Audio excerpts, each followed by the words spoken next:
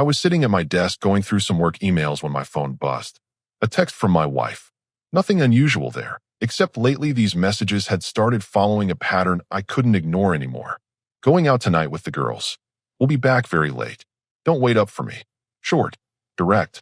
No details about where, with who exactly, or when she'd actually be home. This was the fourth time in 3 weeks. Same vague message, same lack of specifics, same dismissive tone. I stared at the screen for a moment. 6 months ago, she would have told me everything. The restaurant name, which friends were going, what time she expected to be home. Now, nothing. Just orders disguised as information. The thing is, I'm not stupid. I've seen the changes. The phone constantly face down on the table. New passwords on everything. Those mysterious work events that somehow never appeared on the company calendar she used to share with me. And then there were Violet and Kennedy. 2 weeks ago, I got a message from Violet Sterling. She worked in the same department as my wife. We'd met a few times at company events. Nice woman, always professional. Her message was brief, but strange. Hi, this might seem odd, but I need to talk to you about something important. In person, if possible. It's about workplace situations that I think you should know about. Before I could respond, Kennedy Blake messaged me the next day. Same department, same tone. I know this is unusual, but Violet and I have information you deserve to hear. It concerns your wife and some things happening at work. Can we meet somewhere neutral? I mentioned these messages to my wife casually one evening. Just dropped it into conversation. Hey, Violet Sterling reached out to me. Something about workplace situations. Know what that's about? The color drained from her face. She recovered quickly, but I saw it. Then came the deflection. Oh, Violet. She's always stirring up drama. Probably wants to complain about something pointless. I wouldn't bother responding if I were you. Interesting response. Not, I wonder what that's about. Or, maybe there's an issue with a project. Just immediate dismissal and a suggestion to ignore them. I didn't respond to Violet or Kennedy yet. I wanted to see what would happen next. And now, staring at this text about another mysterious night out, something clicked in my head. I typed my response carefully. No worries. I won't be alone anyway. I have guests coming over tonight. Should be an interesting evening. I hit send and put my phone down. Went back to my emails. 3 minutes passed. Then my phone started ringing. Her name on the screen. I let it ring. A text came through. Who's coming over? Then another call. Another text. What guests? You didn't mention having plans. I picked up on the third call. Hey, what's up? Her voice was tight, trying to sound casual but failing. You said you have guests coming over? Yeah, some people from your work actually. Violet and Kennedy reached out a while back, remember? I mentioned it. They wanted to talk about something. Figured tonight was good since you'd be out anyway. Silence. Complete silence for about 5 seconds. Wait, you invited them to our house. They seemed pretty insistent about meeting in person. Said they had important information to share. Why? Is there a problem? I mean, those women aren't exactly trustworthy. Kennedy has been bitter ever since she didn't get that promotion, and Violet just causes problems for everyone. I leaned back in my chair. That's a lot of specific criticism for people you said were just stirring up pointless drama. What time are they coming? Her voice had an edge now. Around 7. What? I'm coming home. I thought you had plans with the girls. Change of plans. I'll be there soon. She hung up before I could respond. I checked the time. It was barely 5:30. Whatever she had planned for tonight, she just abandoned it completely. I hadn't actually confirmed anything with Violet or Kennedy yet, but my wife didn't know that, and her reaction told me everything I needed to know. My phone buzzed again. Another text from her. On my way. Please don't let them in until I get there. Then another. Actually, can you cancel? Tell them we need to reschedule. I didn't respond. 20 minutes later, I heard a car door slam outside. Record time from wherever she'd been. The front door opened, and she walked in, slightly out of breath. So, about those women coming over, she started. It's just not a good night. I'm tired. The house isn't ready, and I really don't think. It's our house, I interrupted. It's always ready. And you were planning to be gone anyway. Look, I know those two. They're not good people. Violet spreads rumors, and Kennedy is bitter and jealous. Whatever they want to tell you is probably lies. Problems about what? She hesitated. That's just how they operate. Stories about what happened at work. Stories about anything. They're not trustworthy. I stood up. You're asking me to cancel a meeting with your coworkers who said they have important information I deserve to know. But you haven't explained what they might lie about. Her jaw tightened. Because I'm your wife, and I'm telling you they're trouble. Isn't that enough? A few months ago? Maybe. But lately, you've been vague about everything. Your plans, your schedule, your nights out. So no, right now it's not enough. She stared at me, trying to figure out her next move. What time did you say they were coming? 7. She checked her phone. That's in 40 minutes. And you're definitely not going to cancel. Why would I? This doesn't affect your plans at all. She looked at me for a long moment. I saw something in her eyes I'd never seen before. Actual fear. Fine. Then I'm staying. I want to hear whatever garbage they plan to say. 7 o'clock came and went. No doorbell. My wife sat on the couch, phone in hand, pretending to scroll through social media. But I caught her glancing at the door every 30 seconds. 7:15. Still nothing. She was trying to act relaxed, but her leg wouldn't stop bouncing. Maybe they're not coming, she said, a little too hopefully. Maybe they're running late. Traffic can be unpredictable. She didn't respond. Just kept watching that door like it might explode at any moment. The truth was, I still hadn't actually confirmed the meeting with Violet or Kennedy. I'd read their messages multiple times over the past 2 weeks, but never replied. Part of me wanted to hear what they had to say. Another part wanted to see how my wife would react to just the possibility of this conversation happening. And now I had my answer. She was terrified. You know what? She said suddenly, standing up. This is ridiculous. It's rude to just show up at someone's house without confirming plans. You should have gotten confirmation from them. I did. Her eyes snapped to me. You did? Yeah, we messaged back and forth. They confirmed for 7. That was a lie. But watching her process that information was worth it. She actually swayed a little, like the ground had shifted under her feet. What exactly did they say they wanted to talk about? She asked, her voice careful. Workplace situations. Behavior at the office. Things they think I should be aware of. That's so vague. Did they give you any specifics? Not yet. Said it was better to discuss in person. She sat back down, then stood up again. Walked to the kitchen, came back empty-handed. She was spiraling and trying desperately not to show it. Look, she finally said. I need to tell you something about these women. Violet has been jealous of me since I got promoted last year. She applied for the same position and didn't get it. Ever since then, she's been trying to undermine me at work. How? Spreading rumors. Making up stories about how I got the promotion.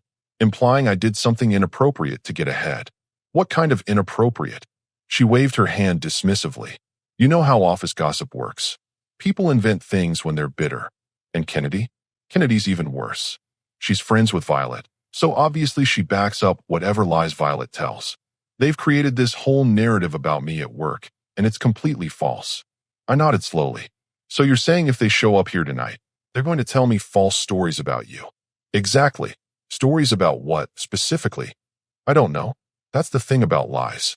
People make up whatever sounds convincing. But you just said they've been spreading rumors at work. So you must know what they're saying. She hesitated, caught in her own logic. I've heard things. Nothing worth repeating. Try me. It's embarrassing. We're married. You can tell me embarrassing things. She looked at me for a long moment, clearly weighing her options. Then her phone buzzed. She grabbed it like a lifeline, checked the screen, and her face went pale. What is it? I asked. Nothing. Just a work email. At 7:30 on a Friday night? It happens. She was typing frantically now, her fingers shaking slightly. I watched her carefully. Whatever that message said, it had rattled her even more than she already was. You know what? She said, still looking at her phone. I think we should talk. Just you and me. Before anyone else shows up. We are talking. No, I mean genuine talk. About us. About our marriage. What about our marriage? She put her phone down and moved closer to me. I know I've been distant lately. I know I've been going out more, not communicating well. And I'm sorry.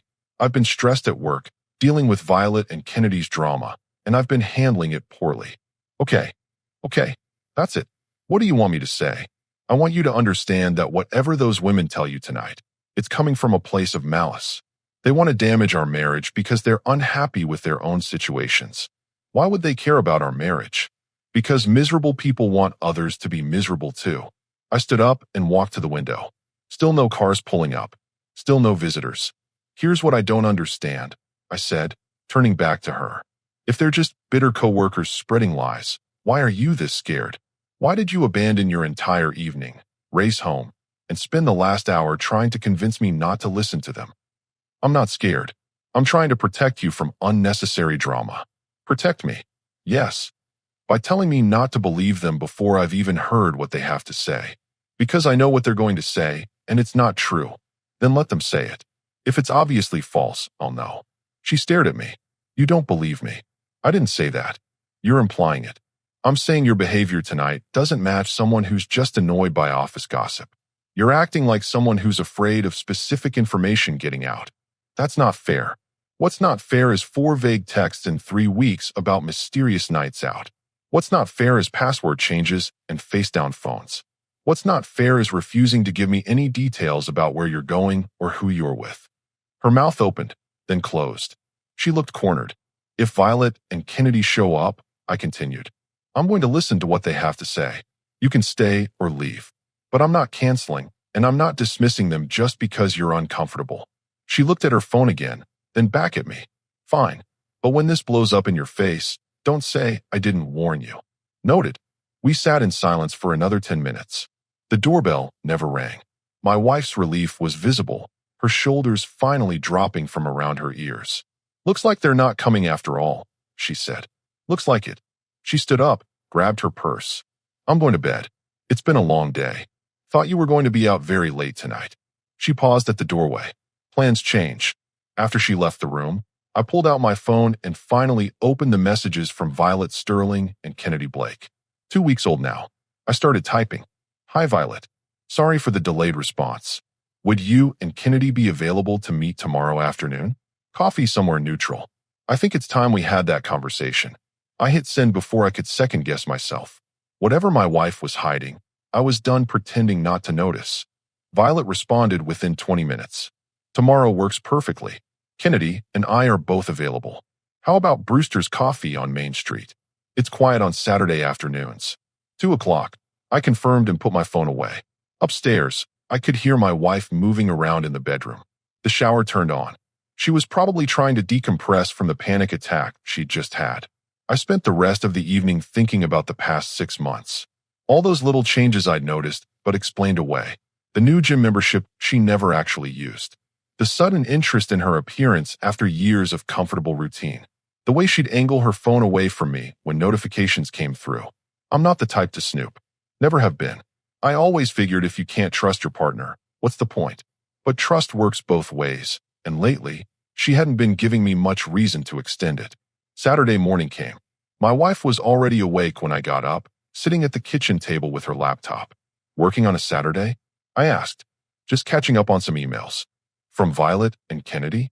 Her fingers froze on the keyboard. What? Just wondering if your bitter coworkers email on weekends too. She closed the laptop. Why are you being like this? Like what? Hostile? Suspicious? I'm just asking questions. No, you're making accusations. I poured myself coffee and sat down across from her. I haven't accused you of anything, but your defensiveness is interesting. You know what? I don't need this right now. She grabbed her laptop and left the room. A few minutes later, I heard her car start. She didn't say goodbye, didn't say where she was going, just left.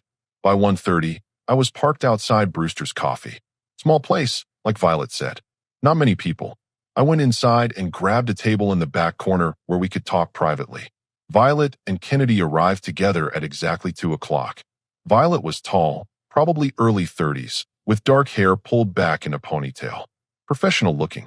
Kennedy was shorter, blonde, younger. They both looked nervous. Thank you for meeting with us, Violet said as they sat down. I know this is awkward. I appreciate you reaching out, I said. Though I'll admit, the timing last night was interesting. Kennedy glanced at Violet. Last night. My wife told me you were coming to our house. She had quite a reaction. Violet's eyes widened. We never said we were coming to your house. We suggested meeting somewhere neutral. I know, but she didn't know that. Kennedy leaned forward. She panicked, didn't she? Abandoned her entire evening. Came home in record time. Violet nodded slowly. That makes sense. She knew we'd tell you the truth. Which is, they exchanged another glance. Then Violet pulled out her phone. About 4 months ago, she started. Your wife started an affair with our supervisor. His name is Gregory Marsh. He's married, 2 kids. The whole thing was reckless and obvious to anyone paying attention. I felt my stomach tighten, but I kept my face neutral. How do you know this? Because we work late sometimes. We've seen them. In his office after everyone else left. In the parking garage. And then there were the messages. Kennedy took over. Gregory's wife found out about 2 months ago. She confronted him, threatened divorce. He ended things with your wife immediately. Told her it was a mistake and they couldn't continue. And my wife didn't take that well. No, Violet said quietly. She took it terribly. And then she did something worse. She started spreading rumors that Kennedy and I were the ones having inappropriate relationships with supervisors. That we were sleeping our way into promotions and favorable treatment. Kennedy's voice got harder. I've been at that company for 3 years. Built my reputation on genuine work and professionalism. She tried to destroy that because she was angry Gregory chose his marriage over her. Violet pulled up her phone and showed me screenshots. Text messages between her and Kennedy discussing the rumors. Emails to HR about false accusations. Then she showed me something else. A forwarded email chain where my wife had implied, very carefully, that both women were involved in inappropriate relationships with management. She didn't say it directly, Violet explained. She's too smart for that. But the implication was clear. And people started talking, looking at us differently, questioning our work. We went to HR, Kennedy added. Filed formal complaints. But without concrete evidence of who started the rumors, there wasn't much they could do except investigate everyone involved, which just made things worse. Why come to me? I asked. Violet looked me straight in the eye. Because you deserve to know who you're married to. Because she's trying to ruin our careers to cover up her own choices. And honestly, we're angry. We tried to be professional. We tried to handle this through proper channels. But she keeps pushing, and we're done being quiet. Kennedy slid her phone across the table. We have more. Screenshots of messages between your wife and Gregory. He sent them to his wife during their marriage counseling, trying to prove he'd ended things. His wife forwarded them to us after HR got involved, thinking we might need them for the investigation. I looked at the messages. There was no mistaking the tone. Flirtatious at first, then explicit, then desperate after he'd ended things. Please don't let your wife ruin us. One message read. We can fix this. I'll leave him if that's what you want. Gregory's response was cold. This was a mistake. I'm trying to save my marriage. Please stop contacting me. Her reply. You're choosing her over me? After everything we talked about. I put the phone down. My hands were surprisingly steady. I'm sorry you're seeing this, Violet said. But you needed to know. How long did the affair last? Best we can tell, about 3 months. Started in January, ended in March. March. 2 months ago, right when she started those mysterious nights out. The vague texts. The distance. Is it still going on? I asked. No, Kennedy said firmly. Gregory transferred to a different department. Requested it specifically to avoid her. He's genuinely trying to fix his marriage. And my wife. We don't know what she's doing now, Violet admitted. But those nights out, the vague plans, that started after Gregory ended things. We wondered if she was trying to make him jealous or if she'd moved on to someone else. I sat back in my chair, processing everything. Part of me wanted to be angry at these women for telling me. The easier path would have been ignorance. But they were right. I deserve to know. Thank you, I said finally, for being honest. And I'm sorry she tried to damage your reputations. What are you going to do? Kennedy asked. Honestly, I'm not sure yet, but I'm not going to pretend I don't know anymore. We talked for another 30 minutes. They gave me copies of everything, told me if I needed anything else to let them know. When we parted ways, Violet touched my arm gently. You seem like a good person. You deserve better than this. I drove home in silence. My wife's car was in the driveway. I sat in mine for a few minutes, organizing my thoughts. Then I went inside. She was on the couch, watching TV. Looked up when I walked in. Where were you? Coffee. With Violet Sterling and Kennedy Blake. The color drained from her face. Again, just like before. You met with them. I did. And what lies did they tell you? I pulled out my phone and showed her one of the screenshots. Her and Gregory. No room for misinterpretation. These lies. Her mouth opened. Nothing came out. Gregory Marsh, I said calmly. January through March. Ended when his wife found out. Then you tried to destroy Violet and Kennedy's reputations because you were angry he chose his marriage over you. She stood up. That's not. It's more complicated than that. I'm sure it is. but we can talk about how complicated it is with a lawyer present. I'm filing for divorce. Wait, please, just let me explain. Explain what? The affair? The lies? The fact that you've been lying to me for months. Tears started forming. It was a mistake. I was confused. Things between us weren't good. Things between us were fine until you decided they weren't. Please don't do this. I'm not doing anything. You did this. I'm just responding to it. I walked past her to the bedroom and started pulling out a duffel bag. She followed me. Where are you going? Garrett's place. He's got a spare room. You're leaving? For now? Until I figure out next steps. We can fix this. We can go to counseling. I turned to face her. You had an affair. Got caught. Tried to ruin two innocent women's careers out of spite. And you've been lying to my face for months. What exactly do you think counseling is going to fix? She had no answer. I packed enough for a week and headed for the door. She grabbed my arm. Please, don't leave like this.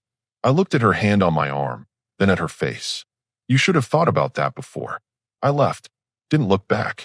Garrett Shaw opened his door looking confused.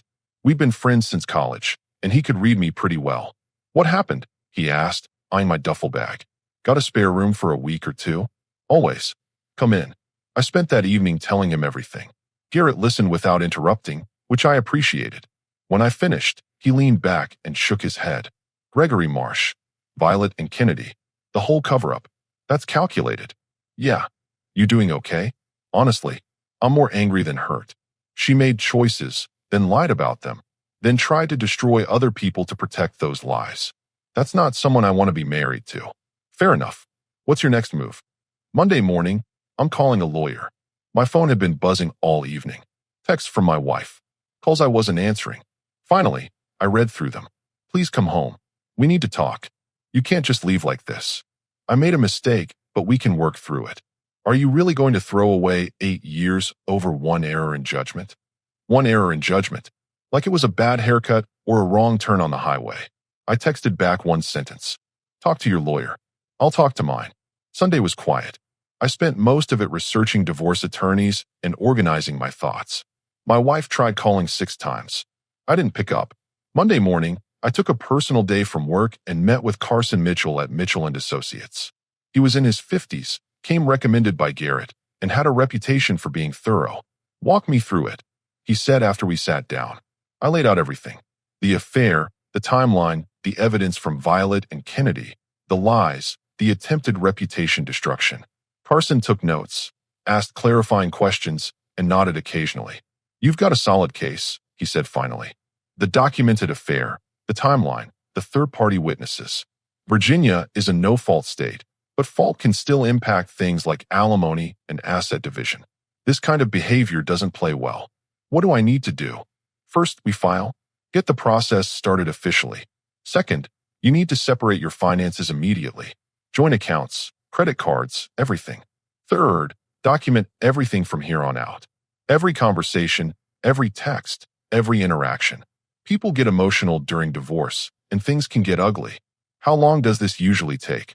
Depends on how cooperative she is. If she contests everything, could be 6 months to a year. If she's reasonable, we could have it done in 3 to 4 months. She won't be reasonable. Most people aren't.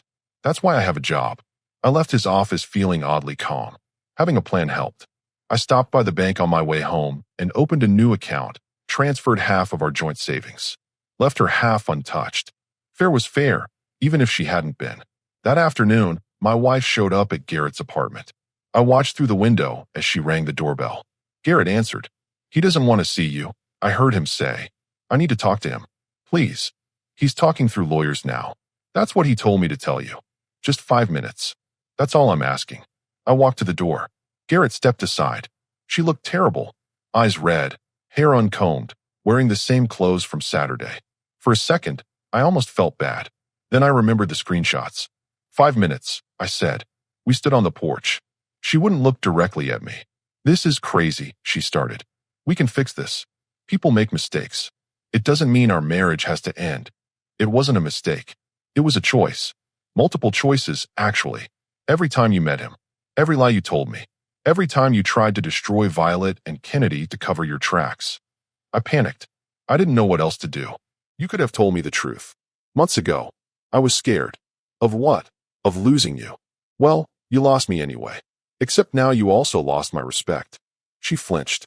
That's not fair. What's not fair is the affair. What's not fair is lying to my face for months. What's not fair is me having to learn about my wife's infidelity from her coworkers. It meant nothing. Gregory was a mistake. It was over before it even really started. 3 months. That's how long it lasted. That's not a mistake. That's a relationship. He was manipulating me, taking advantage of a vulnerable moment. You're 32 years old. You knew exactly what you were doing. Her face hardened. So that's it. You're not even going to try. Try what? Counseling? Forgiveness? Why would I do that when you're standing here making excuses instead of taking actual responsibility? I am taking responsibility. No, you're minimizing.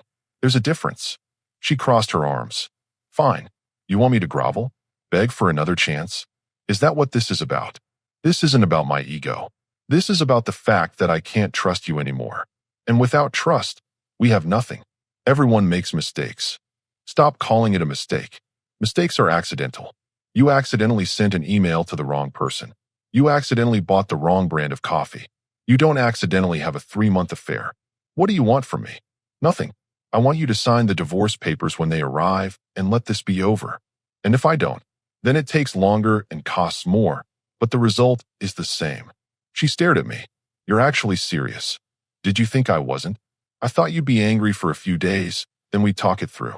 That's how we've always handled problems. We've never handled a problem like this because you've never done anything like this before. Or maybe you have, and I just didn't know about it. There's no one else. Gregory was the only one. The only one I know about. Her eyes widened. You think there were others? I don't know what to think anymore. That's the problem. You destroyed any credibility you had. She was quiet for a moment. Then her expression shifted. Got colder. You know what? Fine. If you want a divorce, we'll do a divorce. But don't expect me to make it easy. I'm entitled to half of everything. The house, the savings, the retirement accounts. All of it. Take half. I don't care about the money. You will when I'm done. Is that a threat?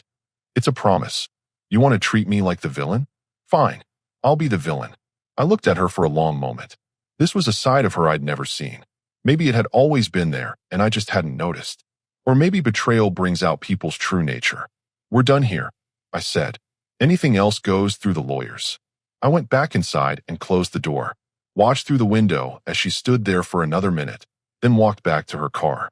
She sat in the driver's seat for a while before finally starting the engine and leaving. Garrett came up beside me. That went well. She threatened to make the divorce difficult. They always do. Then they realize it costs money they don't have and suddenly they're reasonable again. Maybe. My phone buzzed. A text from Violet Sterling. Hi. Just wanted to check in. Kennedy, and I heard you're moving forward with everything. If you need anything, character witnesses, or documentation for court, we're happy to help. I appreciated that. Genuinely. Thank you. I texted back. I'll keep that in mind. And again, I'm sorry for what she put you both through. Not your fault. Take care of yourself. I spent the rest of the evening working on documentation. Every text message saved. Every suspicious date marked on a calendar. Every like cataloged. Carson said to document everything. So that's what I did. Tuesday morning, I went back to work. Focused on projects, avoided personal calls. My wife tried reaching me twice. I sent both to voicemail. Wednesday afternoon, Carson called. Papers are ready. I can have them served by Friday. Do it. She's going to be angry. She's already angry. Fair enough. One more thing. She's going to try to negotiate. They always do.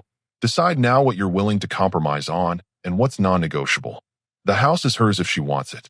I'll buy her out or she can keep it. I don't care. Retirement accounts get split 50-50. That's standard. Everything else, I'm flexible on except one thing. What's that? I want this done fast. No dragging it out, no games. She signs, I sign, we're finished. I'll make that clear. Friday afternoon, she was served at work. I know because she called me immediately, furious. You had me served at my office? In front of everyone. That's how it works. You couldn't have done this privately? There is no privately anymore. We're getting divorced. That's a legal process. Everyone saw. Everyone knows now. Everyone already knew. Violet and Kennedy made sure of that when they filed their HR complaints. She was silent for a moment. I hate you. That's fine. Makes the divorce easier. She hung up. I put my phone away and got back to work. One step closer to being done with this entire situation. The next 2 weeks were a blur of paperwork and negotiations. My wife tried every angle. First came the apologies again, delivered through her lawyer. Then came the demands. She wanted the house, the car, half my retirement, and spousal support. Carson shut that down fast. She had an affair. Documented. Multiple witnesses. She's not getting spousal support, and if she pushes too hard, we'll make sure the judge knows everything. Her lawyer backed off. We settled on splitting assets 50-50. She kept the house, I kept my truck and most of my retirement. Fair enough. But the workplace situation got worse for her. HR's investigation concluded. Violet and Kennedy's complaints were validated. My wife received a formal reprimand for creating a hostile work environment and spreading false information about coworkers. Gregory Marsh's transfer became permanent, and his wife apparently filed her own documentation with the company. My wife called me one night, crying. I almost didn't answer. They're destroying my reputation, she said. Everyone at work treats me differently now. People won't even eat lunch with me. That's what happens when you try to ruin innocent people. I lost everything. My marriage, my reputation, my friends. Isn't that enough? I didn't take anything from you.